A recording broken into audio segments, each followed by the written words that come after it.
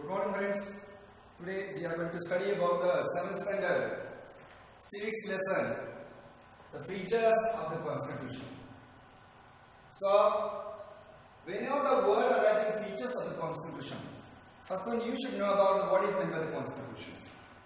Constitution is a book in which the rules and regulation, the governing of the country is added there, that is known as a Constitution. So last two chapters, we have done the study about the Indian Constitution, how the Indian Constitution was made, and we studied its preamble also. What is meant by the preamble? Preamble is nothing but the introduction of Indian Constitution. So we done the study about the preamble also, and understand the term like sovereign, socialist, secular, democratic, republic. So, the goal expressed in the preamble is known as the characteristics, features of Indian constitutions. So, whatever the characteristics it is arising there, beyond that, some other characteristics also it is available. That one we are going to study in this chapter. So, first one it is, we are going to study about the federalism. So, federalism is one of the most important features of our constitution in the federal system. So, what is meant by the federal system? Federal system is a dual government. What is meant by the dual government? Dual government means two types of the government. And where it is, why it is applied the two types of the government? In which country have a large territories and the huge populations are there. Within that country, the center of the one capital is very difficult to work out. So within that, some areas from the capital may be the neglected, may be the far fronts away from the capital, and that can be the neglected, means that people are never getting the chance to participate in the administration of the government. So for that purpose, the federal system it is essential. The Indian Constitution adopted the federal system. Federal system is the two types of the government. So number one is the union government, and second it is the state government. Union government also known as the central government. So central government look after the matters related to the currency, defense, railway, then telephone, post office, foreign affairs, war, peace. Such a types of the subject it can controlled by the central government. That subject it is arising in the union list of the government. So, what is meant by the union government? Who can control the rules and regulation, or who can run the government of the country? That is known as a union government. Then second type of the government, that is a second power, that is a state power or the state government. The government that oversees the administration of the particular region in which we are live in. That is known as a state government or the regional government. So the state government will look after the administration of particular state. For example, the government of Maharashtra looking after the administration of the Maharashtra. So you will understand that how the power can reach the bottom of the society. And for that purpose only, India adopted the federal system. So you might be thinking that how it is working, how it is ready. Because of first one, the members of the parliament in Lok Sabha, they are taking the decision, and that decision is abandoned to the state government. That means which decision it is passed in the Lok Sabha or the parliament, that can send to the state government. And then how the implementation of the state government can doing this system. How that each and everything reaching at the bottom of the society.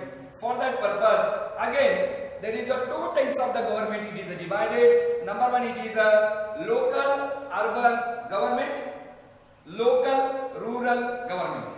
So, local urban government, it has a 5-tier system. Number one, municipal corporation in which area have a population more than 1 lakh. Second one, it is arising about the municipal council where the population is more than 80,000. More than 80,000. And third one is there, Nagar Panchayat, where the population is more than 60,000. Below that, cantonment board is there. What is meant by cantonment board? Where the combination of the civil plus defense area or the military area.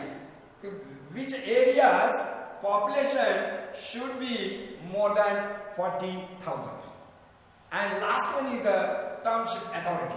So where the population is more than 20,000. So in this way, for the development of the urban area, the state government is sending some funds for the facility. In this way, Prime Minister can reach the bottom of the society. This is the development of the urban area. Now, how they are going to make the development of the rural area? Rural area, that means the state government for the development of the rural area, they adopted the 3-tier system. Number one, it is a Jilla Parishad. Second, it is the Panchayat Samiti. And third one is Gram Panchayat. That means whatever the scheme, whatever the article passed in the Lok Sabha, that will arise into the state government to the Jilla Parishad to the Panchayat Samiti, Panchayat Samiti to Gram Panchayat, and Gram Panchayat to the bottom of the every person can reach. And for that purpose only, India adopted the federal system. So, just couldn't we clarify what is meant by the federal system, how it is working. So, in this way, whatever the decision passed by the president, otherwise passed by the parliament, passed by the president, or the prime minister, easily reaching at the bottom of the society. Either that area is an urban area or the rural area. Again, they are making the system update. For that purpose, they are making the separation of the power. Our Indian constitution, this power it is divided into 2 parts. Some subject only union government can make the laws on that subject. That subject it is added in the union government. Some subjects are like that only. Only state can make the law. That is added in the state government subject. So our Indian constitution has given the 3 types of the list are there.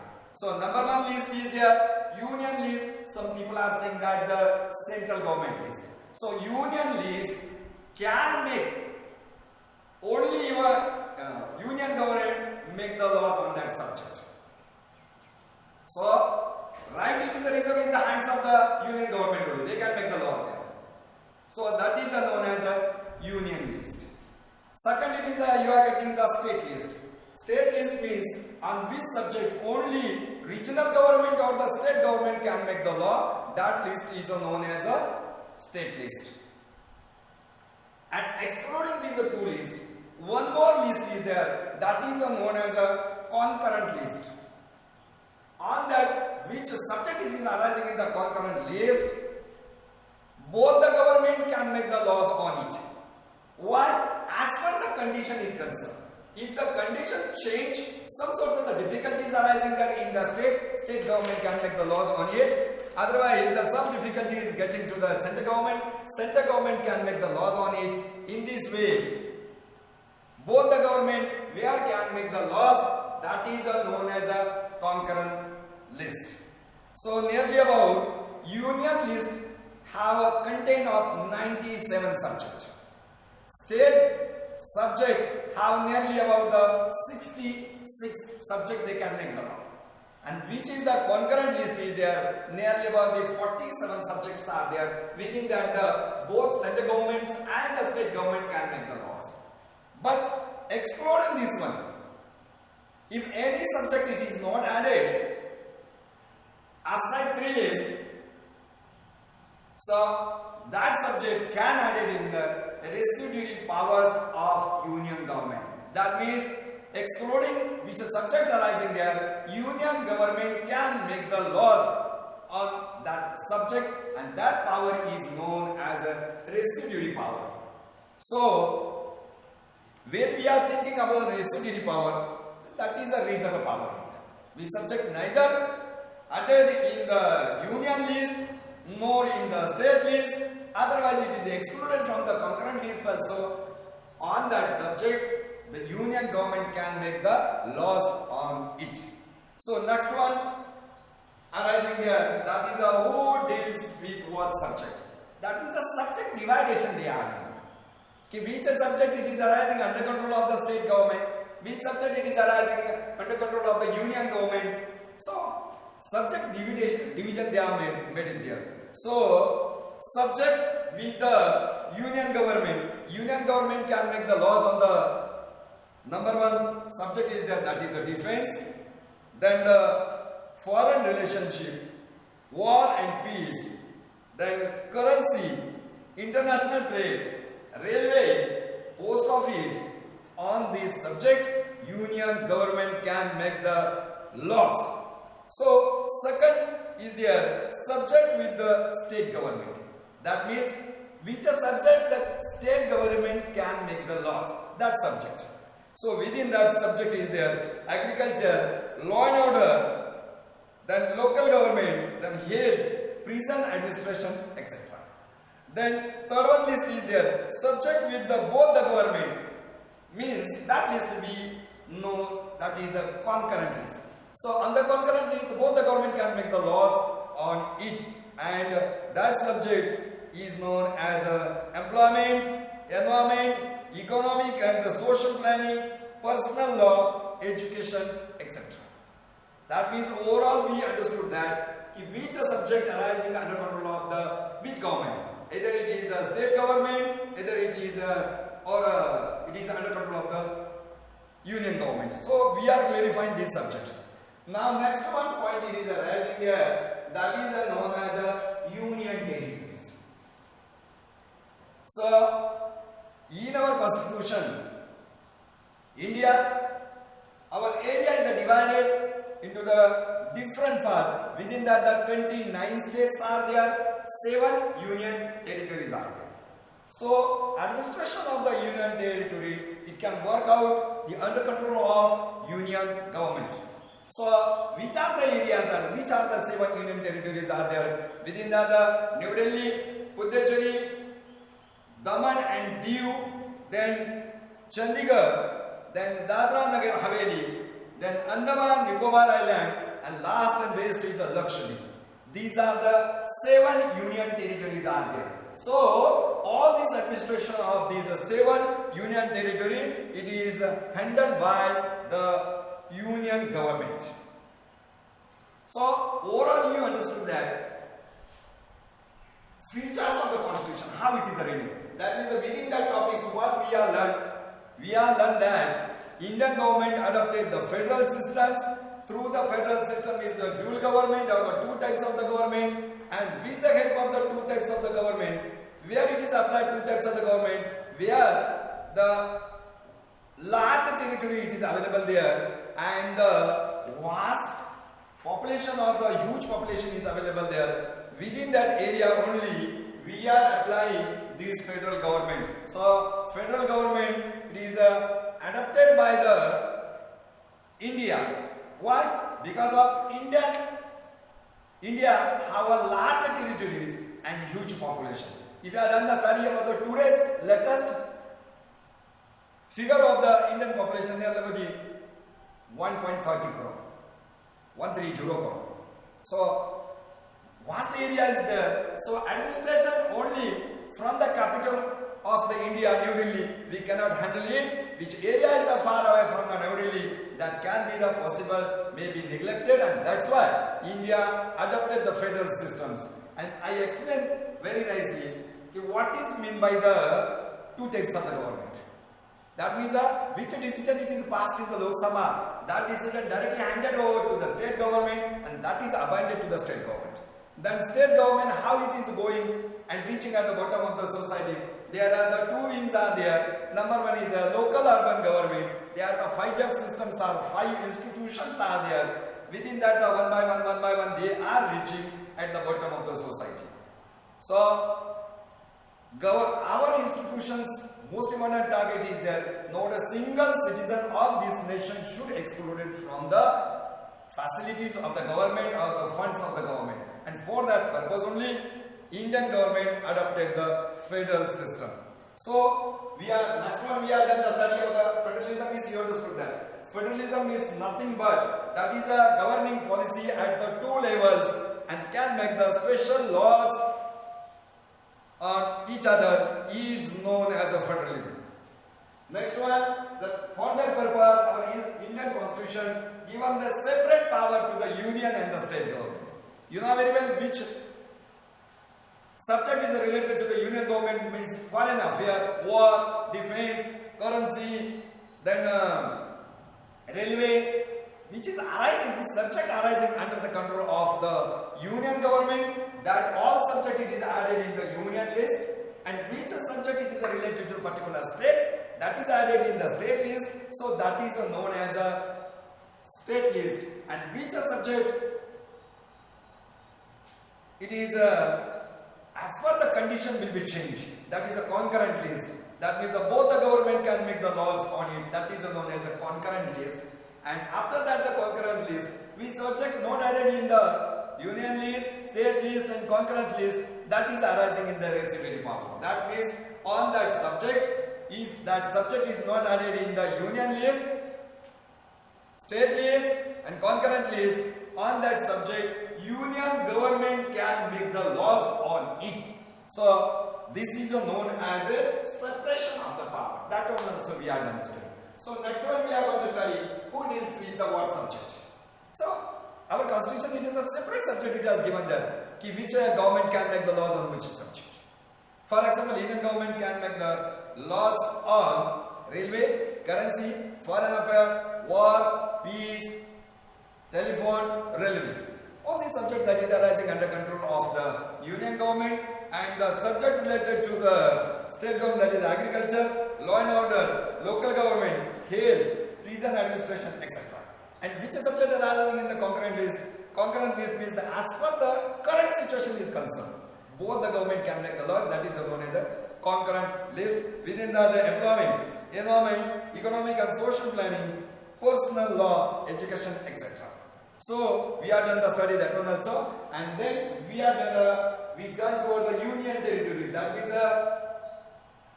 there are nearly 29 states are there, 7 union territories are there. So states they are the independent. They are the autonomous body. They can handle their administration.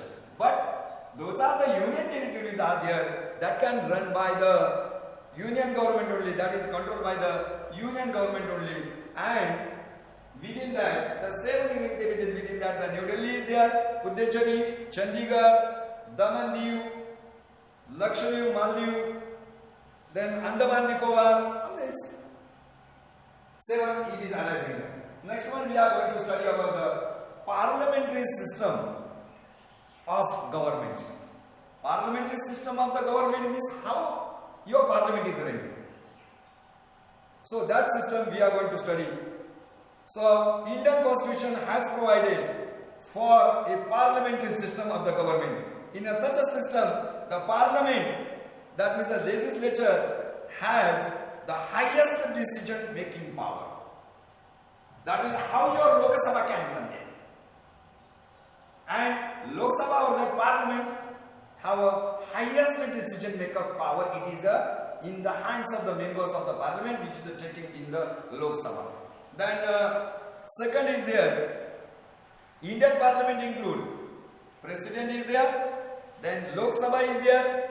Some people are saying that House of the People, and third one is the Rajya Sabha.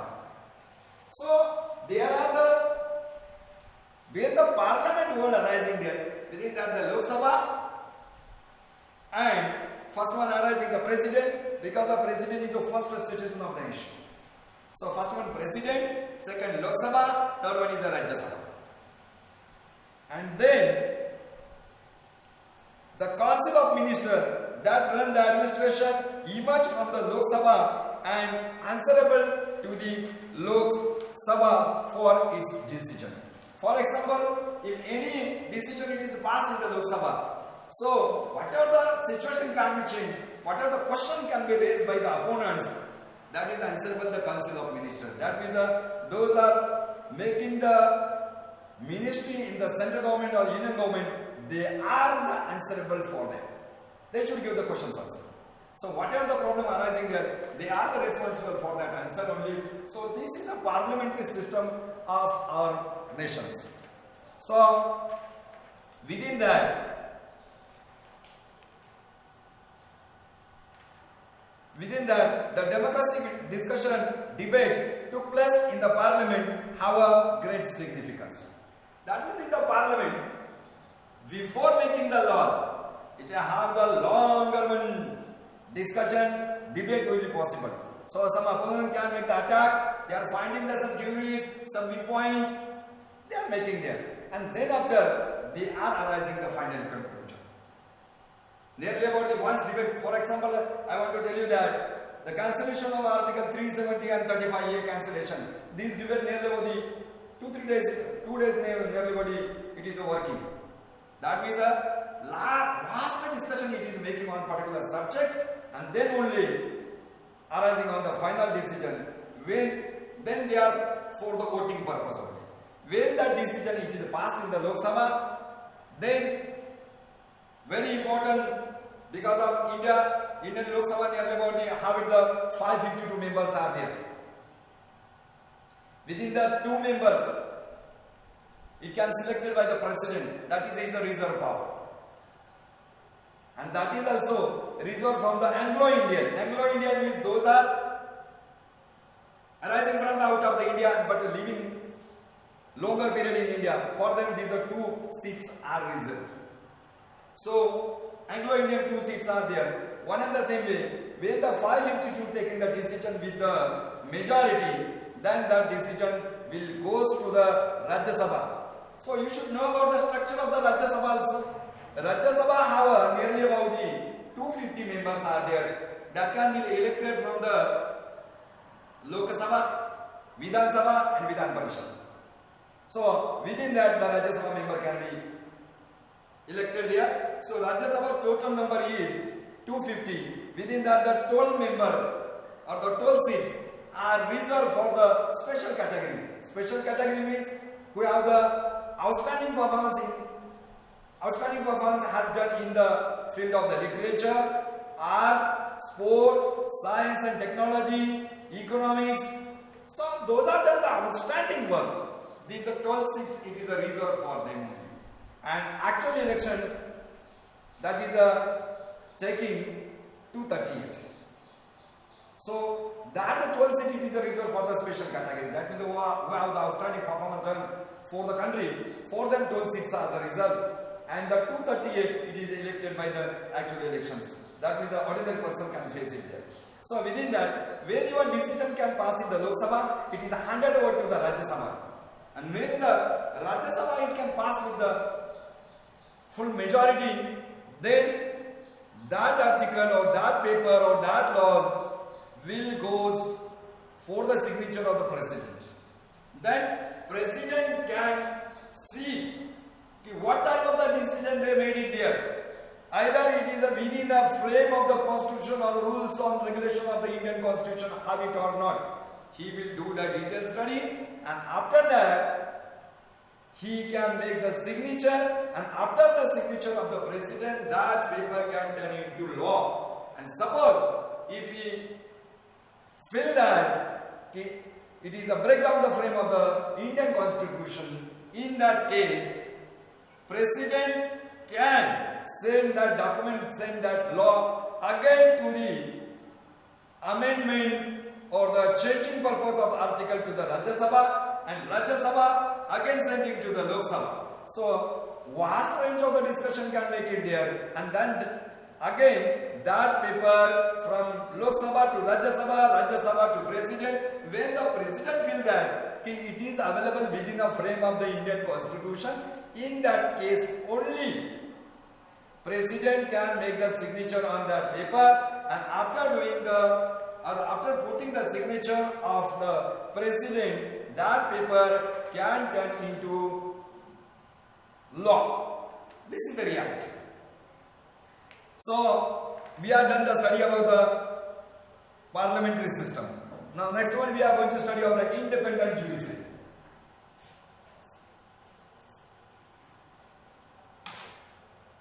The Indian Constitution has created an independent judiciary.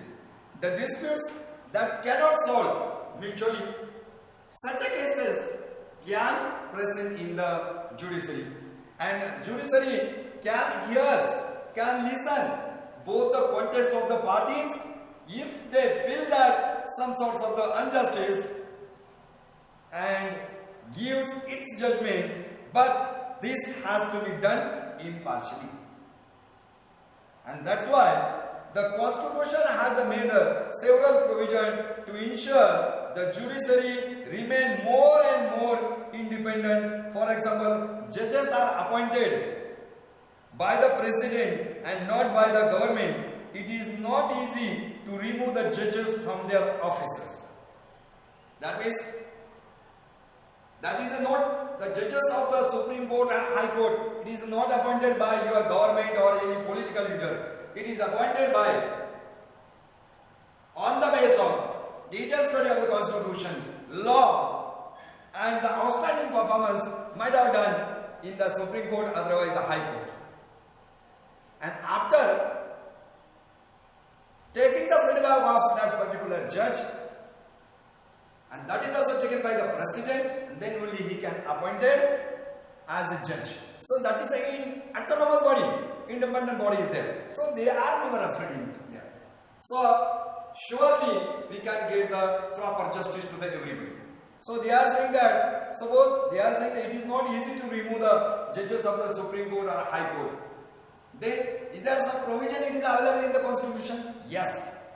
We can remove. There are the two provisions it is available in Indian Constitution. Number one, he himself not ready to work as a judge due to that the reason of the health. Second reason is there, if he made the violation of the Indian Constitution, within these two conditions only, the Supreme Court judge and High Court judge can be removed from his post. Otherwise, not a single political leader have a right to remove the judge from his work. So for that purpose, judiciary, we are saying that judiciary is the most important branch of our administration. Next one is arising there, the single citizenship. Single citizenship. Indian Constitution has granted a single citizenship to all Indians. That is a Indian citizenship. That means what they are saying that single citizenship means, if you have taken the citizenship of the India, you cannot take the citizenship in any other nations of the outside. Otherwise, if you are the citizen of the outside any country, you cannot take Indian citizenship. So every person have offered only one citizenship. That condition they kept it there, and for that purpose only, whenever you are getting the birth, you are the citizenship handled. Then some criteria can be applied for the citizenship. That means who can handle over the citizenship of India? India made a clear-cut provision in the Indian Constitution. Who can live in India more than 15 years, such persons automatically can handle the citizenship of India. Although it is not given in the textbook, but for your external information purpose, I am telling you this one. Next one, the process of amendment of the Constitution. Process of the amendment of the Constitution. So, first one, we have to do the study about what it means by amendment of the Constitution. Amendment is get change. And Constitution. That means some article want to change of the Indian Constitution. Why we want to change the Constitution articles?